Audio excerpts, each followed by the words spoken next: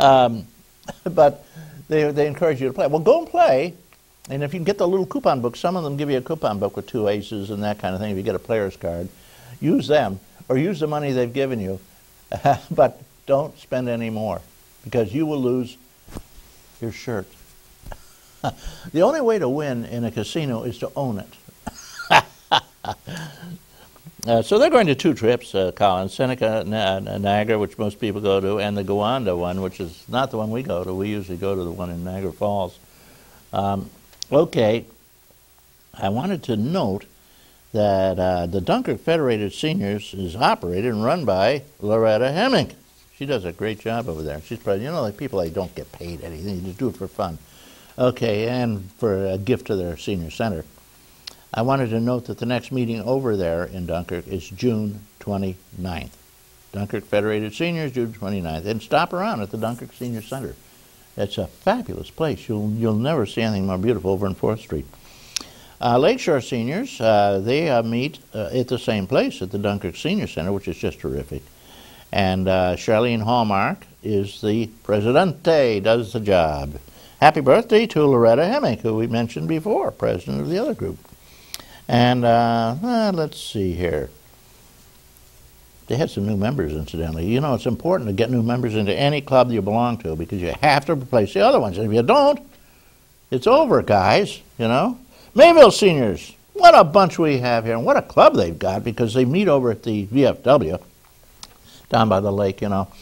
And it's just a terrific location, big kitchen and lovely room and meeting room. Everybody brings a potluck luncheon, and they have a great time, and it's just a terrific group.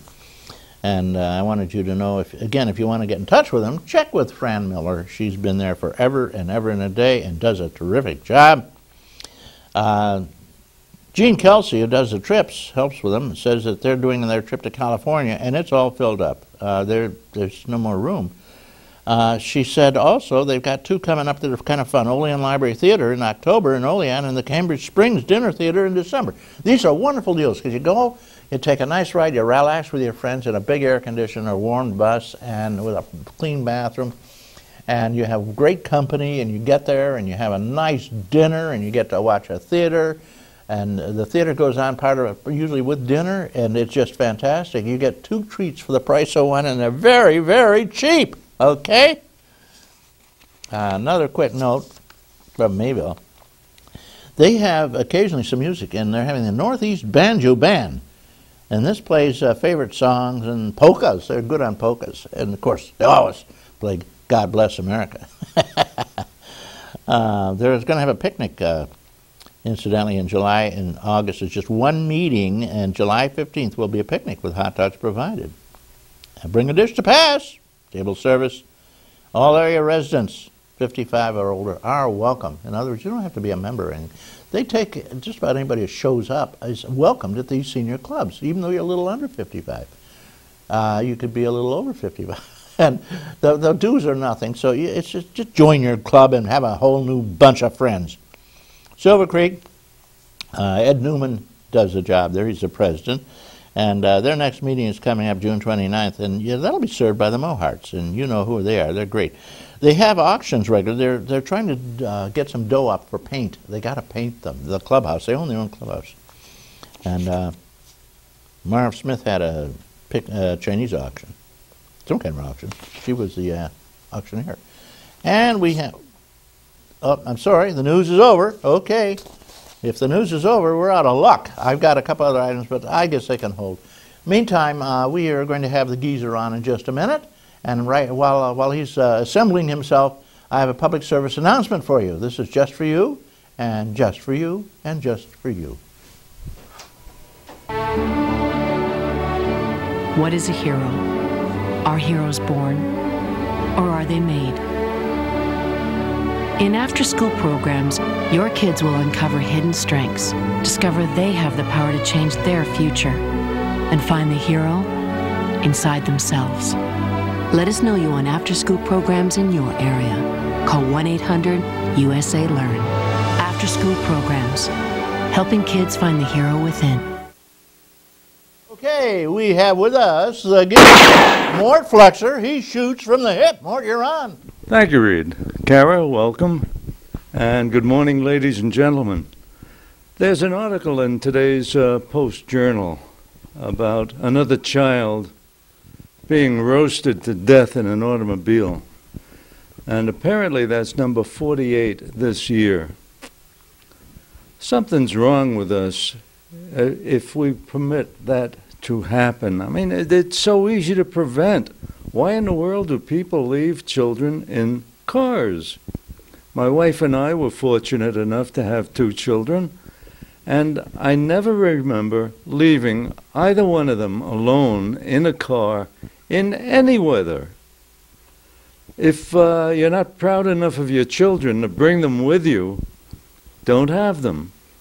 You know, if you don't want children, it's not that hard not to have them. So for heaven's sake, let's show some of the love that most of us, I think, feel toward our children, and add to the love some reasonable care, please. Thank you, Reed. Thank you, Mort. Well said. At least roll the window down, for God's sake. Jeez, I'm telling you. I can't imagine anybody stupid enough to put a child in a sealed car, and that's what happens in the bright, hot sunlight when the temperature outside is around 90 degrees. As Mort said, you will roast your child of all the insane things to do, and it happens all the time. Once a month somebody roasts their kid. It's craziness. Not to mention dogs. Occasionally they nail a dog, too. The dogs have the same old problem, you know. Got a guest with us here. She doesn't believe what's going on. Roasting children, indeed. Cara Seekings is a well-known person in our county. She was in charge of our nutrition for years for the county. She has served on many different committees and worked very hard. She is also highlighted that she is quite involved with Lilydale, which is probably second, and not by far, to Chautauqua for a great conference center in the summer. She is involved in music, dance, and stage. And so she's here to talk a little bit about some of the items going on around our county. And I'm ready to talk to you, Cara. Good morning. Good morning, Reed. How nice to see you again. Well, it's nice to see you. And first of all, where were you brought up? New Jersey. New Jersey. Jersey. Jersey Shore child. No kidding. Down in Manasquan in that area? Where? Actually, in the area of Lavalier. Okay. And then what on earth brought you to this little tiny remote part of the world? My parents lived in Warren for a time, and my mother got quite ill. So as a good daughter, I came home to be helpful and found I loved this area. So I'm one of those people who chose Chautauqua County.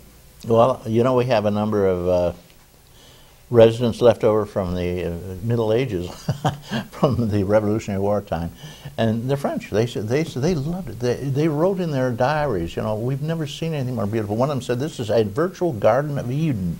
They loved it. So we got people from all over the world coming here, and we're discouraging people from New York City, though. I believe they're a country unto themselves. Oh well, Cara, you've got quite a background. You were nursing, right?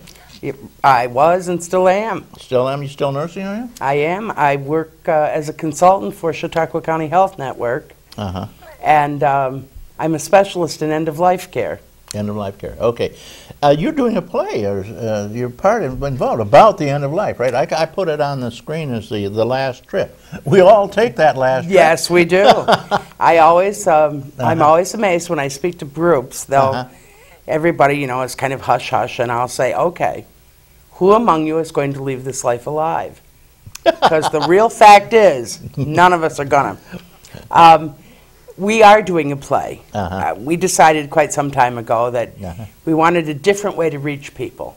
So July 11th, when you're ox roasting, stop at the YWCA in Westfield at 2 o'clock. We have a free production of VESTA going on there. Now, it is a fabulous play written by a man called Brian Harmatow. He wrote it for Duke University's End of Life Institute. This play, Vesta is a person, and the play follows her end-of-life issues from being independent, living in her own home, through the very end of her life. It's a kind of a hospice story, I guess. What do you think of Hospice is